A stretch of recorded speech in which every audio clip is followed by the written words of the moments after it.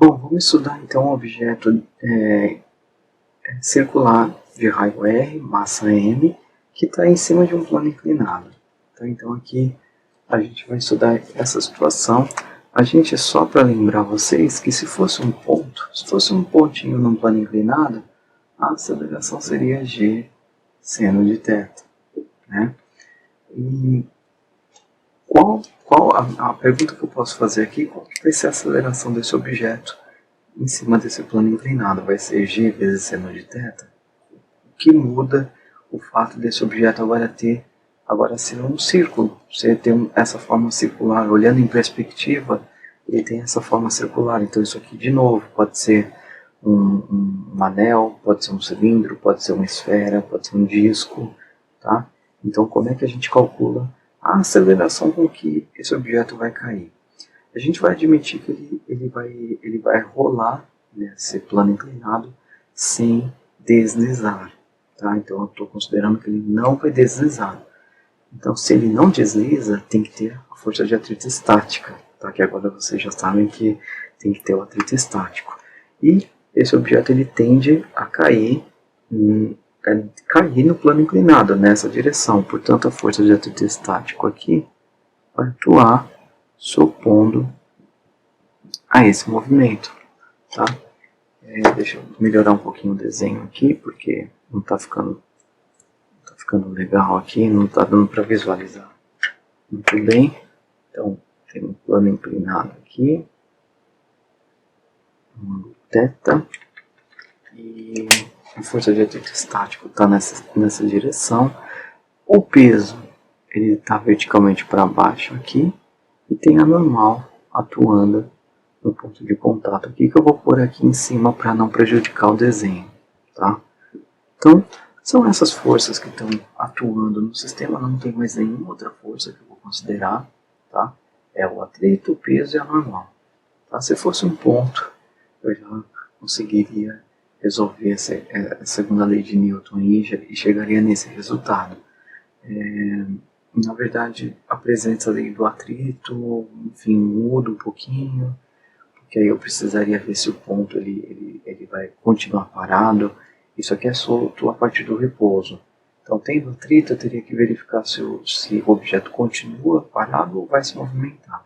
Tá? Tem alguns outros detalhes aí a ser considerado quando a gente considera isso aqui como um ponto. Mas agora tem uma forma e, além disso, vai rolar sem deslizar. Para eu estudar esse movimento, eu tenho que fazer os seguintes passos. Então, quando tem forma, a primeira coisa que vocês vão fazer é que, como vocês estão lidando com rolamento sem deslizamento, eu posso decompor esse movimento num movimento linear e num movimento de rotação. Quando eu olho apenas para o movimento linear, é como se eu trocasse todo esse objeto pelo ponto de centro de massa, tá? Então eu vou ter um pontinho aqui, um pontinho que é o centro de massa, onde vão atuar. Aí eu ponho todas as forças, tá, gente? Eu ponho a normal aqui, eu ponho o peso para cá e ponho a força de atrito estático nessa direção. Então, quando eu estou estudando um movimento de rolamento sem deslizar, e geralmente quando a gente consegue, quando nós somos capazes de decompor um movimento numa parte, sempre que for possível decompor um movimento numa parte linear e numa parte rotacional, a parte linear fica dessa forma aqui. Isso aqui é estudar um movimento linear do objeto. E aí eu pego todas as forças que estão atuando e aplico elas no ponto de centro de massa. Tá? E aí o que eu tenho? Eu tenho o eixo X aqui. Eu vou escolher positivo para baixo e o Y para cá, positivo aqui para cima. E com essas equações aí eu vou ter aqui, aqui o ângulo é θ, então eu vou ter em x, eu vou ter P seno de θ menos F igual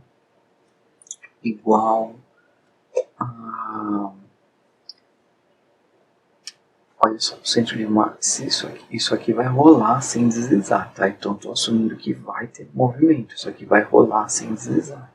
Portanto, o centro de massa vai se movimentar. Então, massa vezes a aceleração do centro de massa, tá? Isso aqui me dá a estudar o movimento linear em x. Depois eu tenho em y, né, que vai ser normal, menos p cosseno de θ igual a zero. Vai ser importante para achar a expressão aí da força de atrito estática, tá? Porque depende da normal, eu vou achar o valor máximo, enfim. Daria até para ver, para calcular se vai rolar, tá? Se ele vai rolar, porque se não rolar, o centro de massa fica parado. Se o centro de massa fica parado, eu tenho condições até de calcular, saber se vai rolar ou não. Eu estou considerando que está rolando, tá? Então, até aqui tá tudo bem. Então, gente, olha só. Quando eu sou capaz de decompor o movimento só olhando para o movimento linear dele, eu tenho que aplicar a segunda lei de Newton para o movimento linear. E agora eu vou fazer a mesma coisa, só que para a rotação. Para a rotação, quando eu olho para a rotação, eu não olho para as forças, eu olho para o torque que as forças causam no sistema. Então, por exemplo, agora só olhando para a rotação, esse objeto ele vai circular, né, ele vai rotacionar em torno do centro de massa. E aqui está o eixo de rotação. Então, olha só, o peso ele está verticalmente para baixo, ele atua bem no ponto do centro de massa. Então, qual que é o torque produzido pelo peso? É zero, porque a distância que ele está para o eixo de rotação já é zero. Então, o peso não realiza torque aqui nesse caso, ele não é o responsável por causar o torque nessa situação, tá? Onde eu tenho a normal também, a normal ela atua nesse ponto aqui de contato, ela até está uma distância r do eixo de rotação, só que ela está, o ângulo que ela faz com essa distância é de 180 graus, né? A normal aponta para cima, a distância aponta, ela é antiparalela à normal, então seno de 180 graus é zero. A normal também não realiza torque. A única força que vai realizar torque é a força de atrito estática, que vai estar aqui, ó, ela vai estar fazendo um ângulo de 90 graus, a distância que a força de atrito estática está para o eixo de rotação é o raio desse objeto, então o torque resultante vai ser a força de atrito estática que está atuando nesse objeto, vezes a distância que ela está, que é R, e seno de 90 graus, que é 1. Tá? Então eu achei o torque resultante, que é esse aqui, que também é igual. Esse objeto ele tem uma forma, ele é circular, é igual a I-alfa. Tá? Num rolamento sem deslizamento, alfa ele tá associado à aceleração do centro de massa, que é a aceleração do centro de massa dividida pelo raio. Tá? Isso aqui vem do fato de o objeto estar rolando sem deslizar. Isso aqui só vale para rolamento sem deslizamento. Tá? Então, juntando todas essas equações, eu vou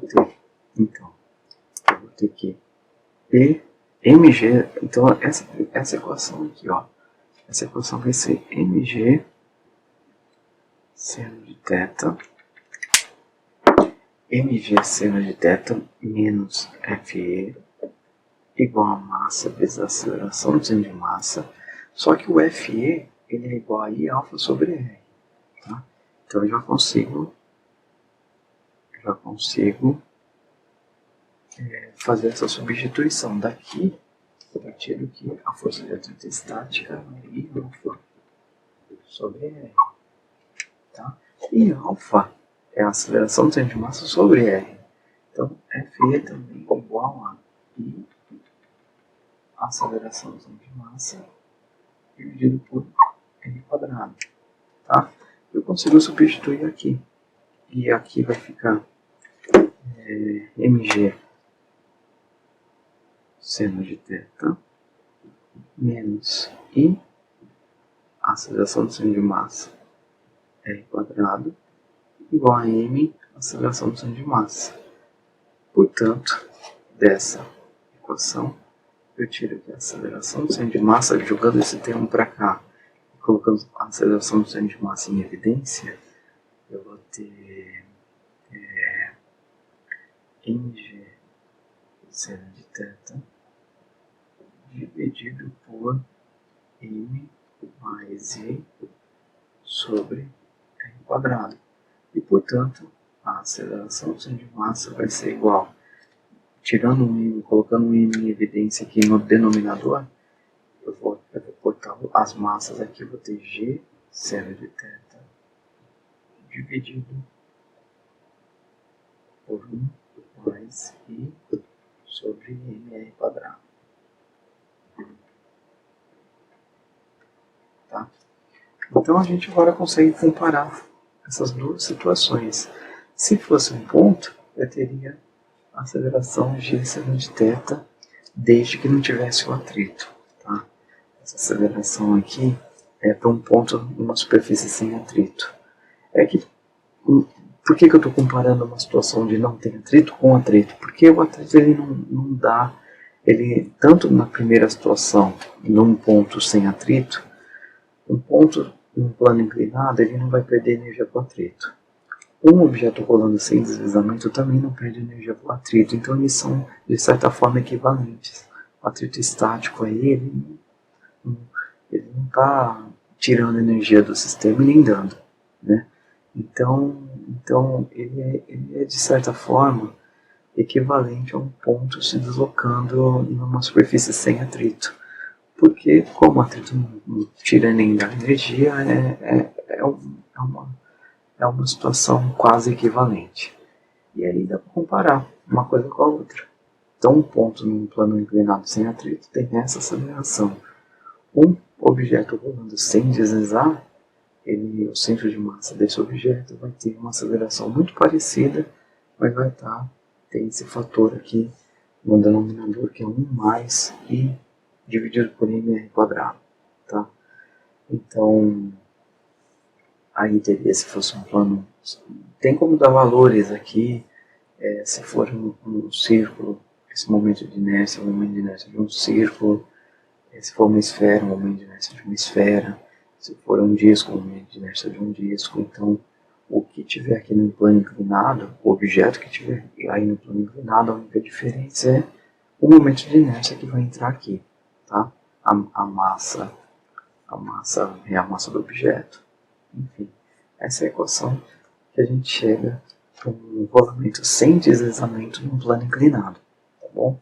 Então esse é um exemplo que eu quis trazer aqui para vocês verem exatamente como é que a segunda lei de Newton se aplica quando a gente decompõe o movimento numa parte linear, que a gente usa F igual a ma, e depois, aplicando para a rotação, a gente vai em busca dos torques, e aplica a segunda lei de Newton, olhando para os torques e não para as forças. E,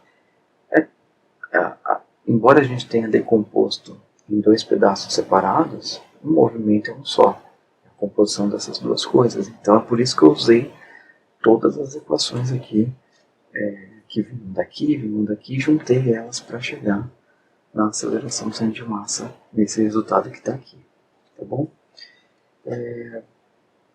Então vamos para a parte final da nossa aula, onde eu vou falar sobre momento angular.